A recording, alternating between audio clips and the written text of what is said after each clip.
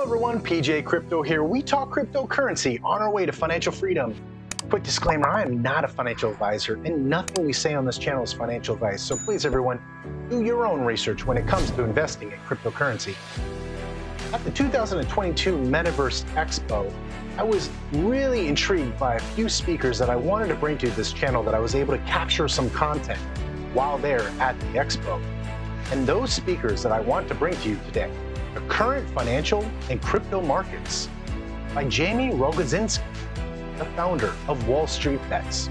I hope you enjoy these videos. They were a delight to watch at the expo. So without further ado, let's roll the videos.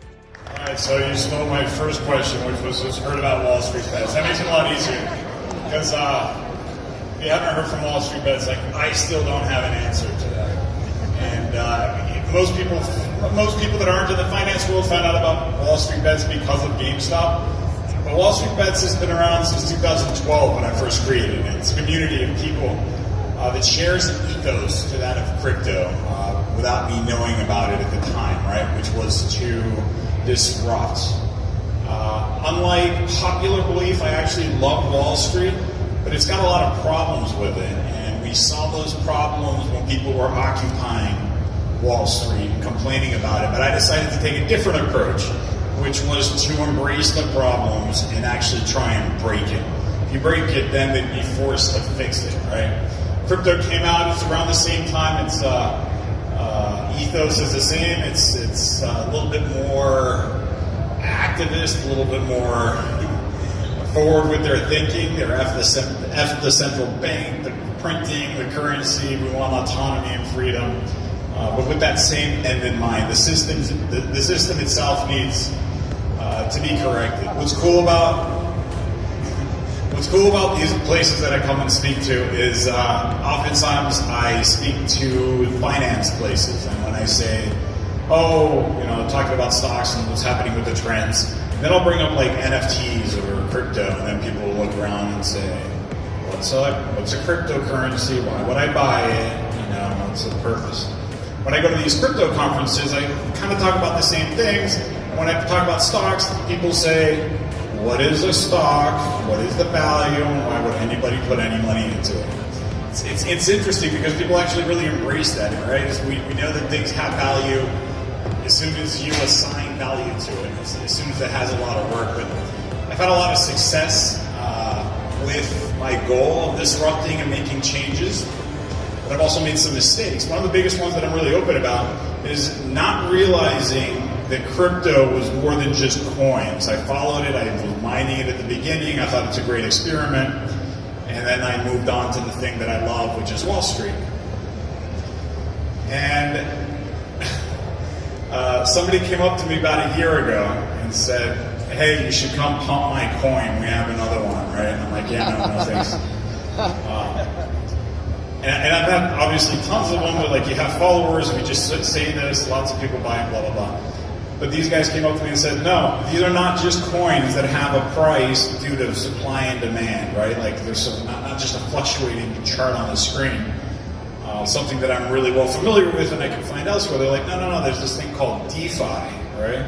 Actually, it inspired this shirt that I actually printed for this because they opened my eyes to the world of crypto in another sense. I don't know what the proper term is, but it's this ecosystem which is different, and the power that it has just floored me. The reason why I say it's a mistake is because I realized how much more powerful crypto is than the other things. I would talk to some people and they'd say, or I would hear podcasts saying, I only do Bitcoin, my banking, I get paid, I'm completely cashless. And I would sit there and say, all right, that's admirable, it's a little obnoxious because you're just trying to rub it in people's faces or whatever. But the banks are good, they're here to stay, no big deal. So after about a year ago, when people started getting into DeFi and started getting into these projects, of course now all of a sudden I have my MetaMask and configuring it, it's a whole 9 yards, which hopefully is going to get fixed here pretty soon. And now I find myself without using bank accounts. I still have a couple of them, but the majority of my money sits in crypto.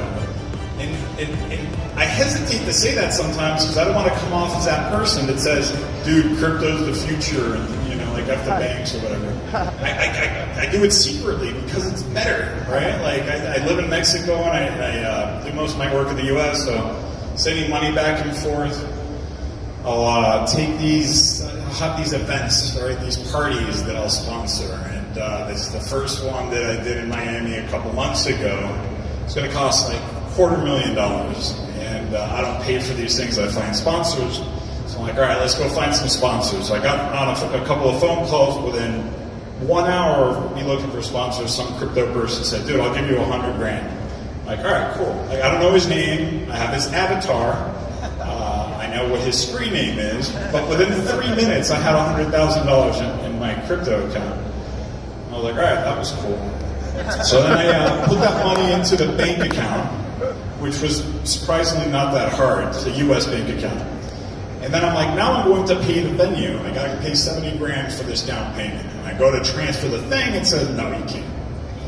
It's too much money. Like, all right, how much can I do? Like, you can do like $5,000 a day, right? I'm like, dude, that's embarrassing. I can't like triple this thing. Can I write a check, like an old-fashioned? They have this piece of paper and you sign it. It's crazy. No, you can't do that either because you'll set off alarms. I'm like, all right, I have an idea. The way I actually did it is I wired the money to somebody in Canada who then had different restrictions. They could then rewire it. So I converted it to Canadian dollars, went back to the U.S. So that I could bypass regulation, right? I don't understand how that does not set flags, by the way, getting $100,000, like, laundering it through like, the system, putting it back, but it's like the only way that I could do it, and it's still embarrassing. It's embarrassing because, I don't know, I can go on and on, but the fact is I've embraced it, but I've embraced it because I believe in it, not because I'm really necessarily preaching for it.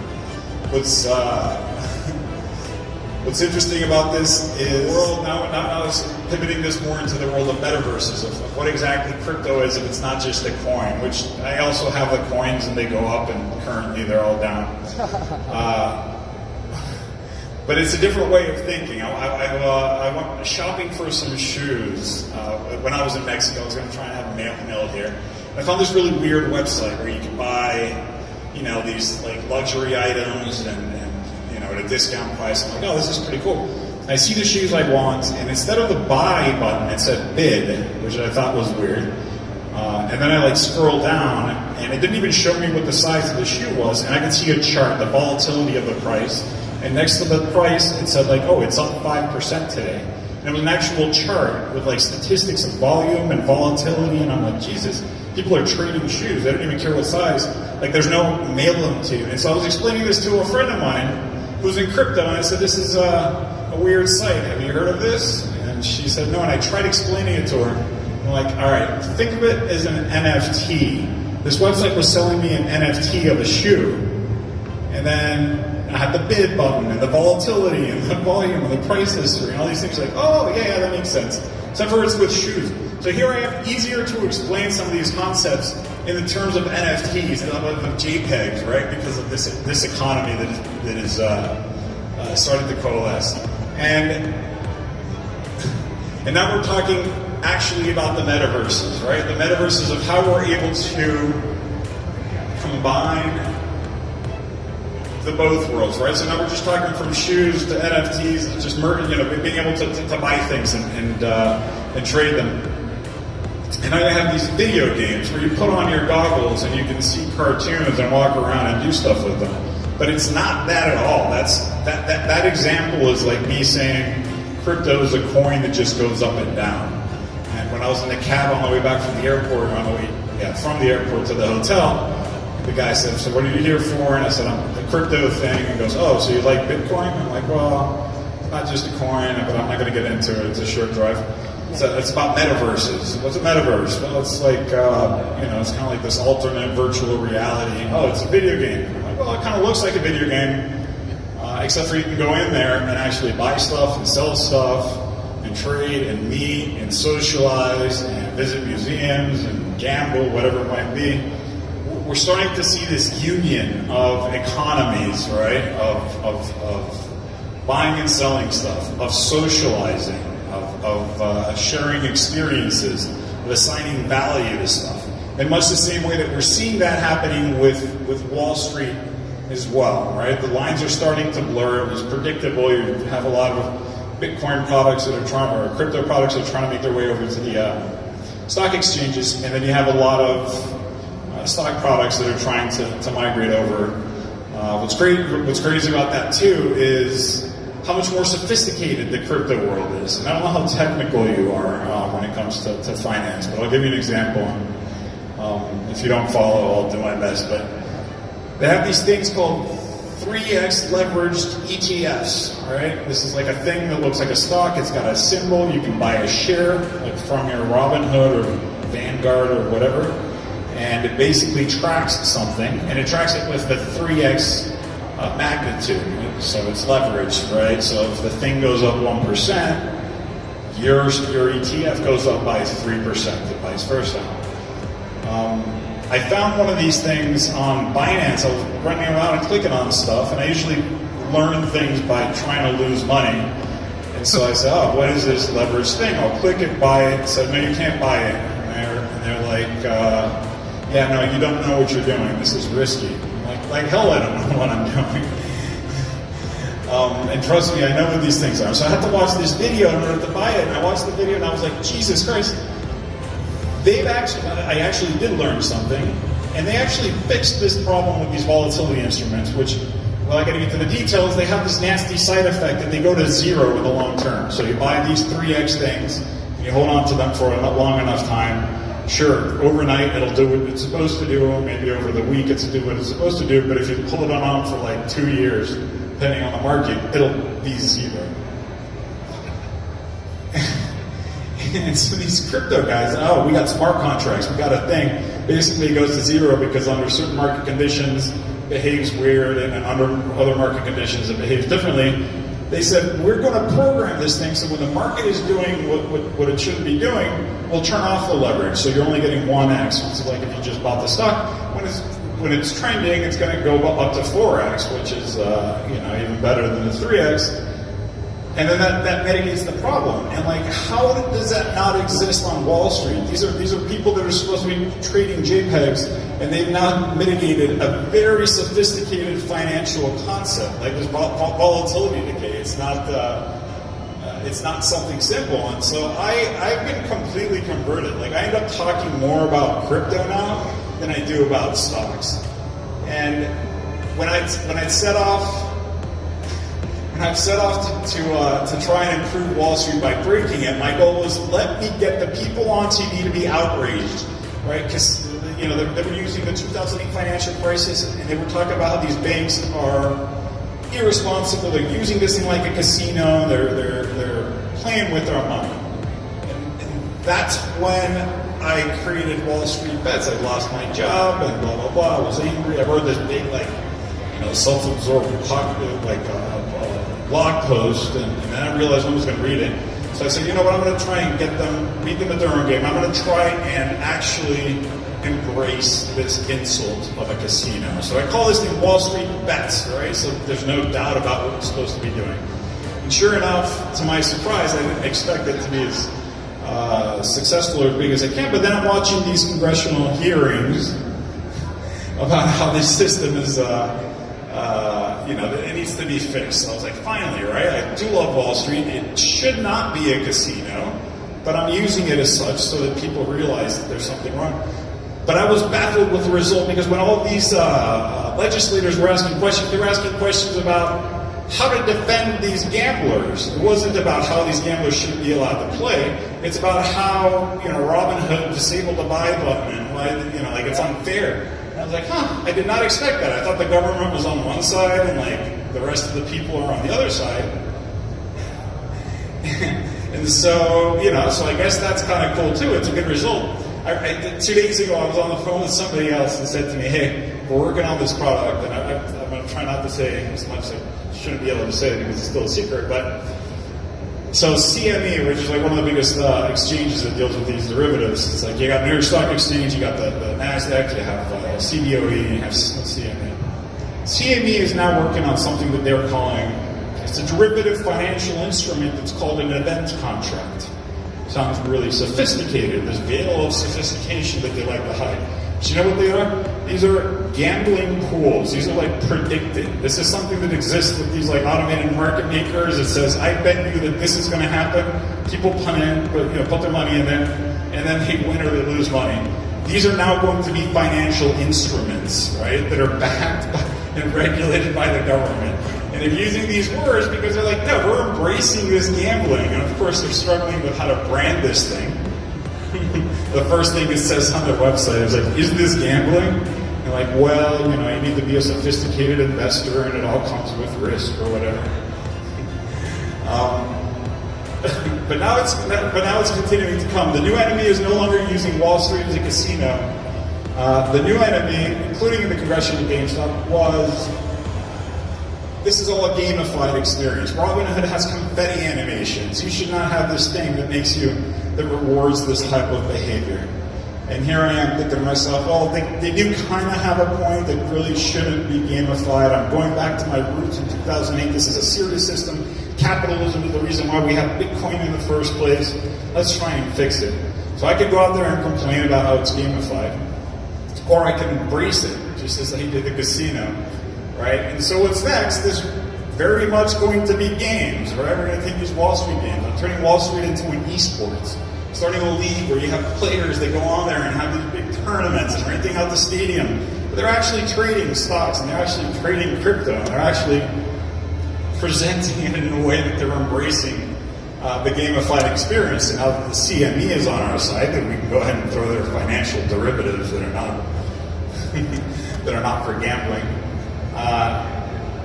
And that's the beauty of these things that continuing to merge, right? So now we're going to go back into the metaverse and back into the crypto, where these things maybe can be described as games, but they're not games. They're actually serious. People are actually able to make money. The biggest advantage that you have to this gamified experience, to these metaverse, these alternate interfaces with which you can interact with real people, real transactions, real money, real business, real economies that are alternate, is it's so much more accessible. How many people, I can't think of how many people would have been interested in understanding what, let alone a leveraged inverse ETF, like what just a normal ETF is. They're like, no, I'll pay for my bank and they'll just do it for me. I want to be responsible for a 401k. But now you have so many people that are like, oh, I'm going to buy GameStop. I want to buy this thing right here.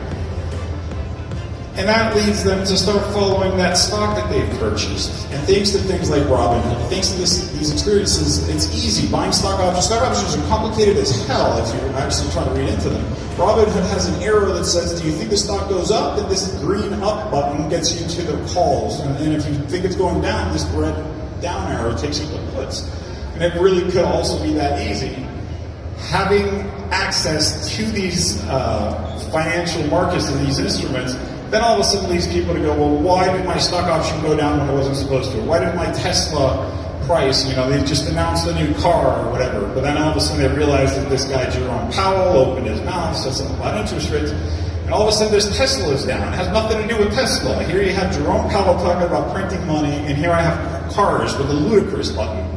But then they're understanding inflation, modern monetary theory, they're going into it, and they're educating themselves, and they're actually becoming more empowered and being able to take these decisions on their own. More people have gotten a much better education by using memes to explain these things that have a lot of syllables in it, if you'd like to take your financial whatever test, which is just jargon, right? And here you have a bunch of people that are using pictures that are funny, and they're actually accurate, My favorite ones like stocks only go up, right? Back when they used to only go up.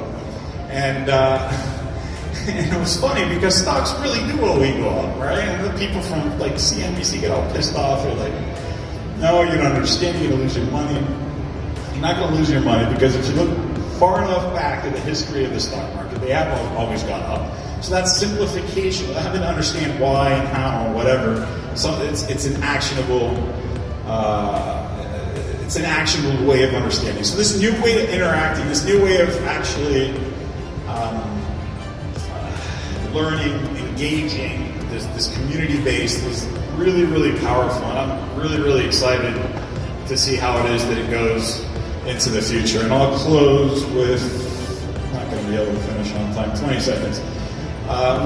With what's happening right now in the crypto market, it's crashing, right? Because it's crashed 100 times, whatever. And this is my first big one that I've been a part of.